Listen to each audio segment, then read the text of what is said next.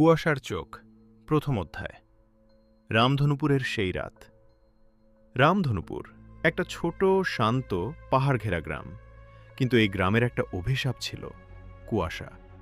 শুধু শীতের ভোরে নয়, বছরের নির্দিষ্ট কিছু দিনে রাত বাড়লেই হঠাৎ কুয়াশা নেমে আসত। আর সেই কুয়াশা এতটাই ঘন হতো যে বুকের ভিতর পর্যন্ত ঢুকে যেত।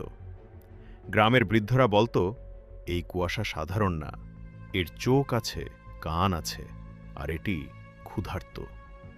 কেউ বিশ্বাস করত, কেউ হাসত, কিন্তু যারা একবার কুয়াশার মধ্যে হারিয়ে গেছে তাদের আর কখনো পাওয়া যায়নি। যেন কুয়াশা তাদের গিলে খেত। এক রাতে শীতের চরমে সেই কুয়াশা আবার নেমে এলো, আর সেই রাতেই ঘটল গ্রামের সবচেয়ে ভয়ানক ঘটনা। দ্বিতীয় অধ্যায়, রুদ্রের দুঃস্বপ্ন। রুদ্র ২২ বছরের এক সাধারণ ছেলে।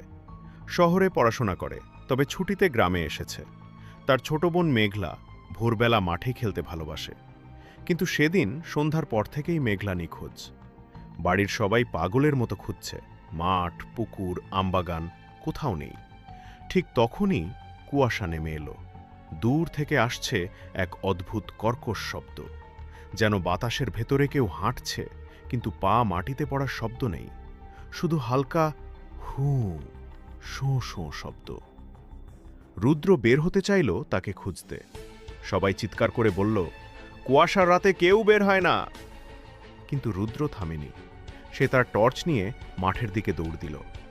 কুয়াশার মধ্যে ঢুকতেই রুদ্র বুঝল, এটা কোনো সাধারণ কুয়াশা নয়। তার চারপাশে যেন অসংখ্য চোখ তাকিয়ে আছে।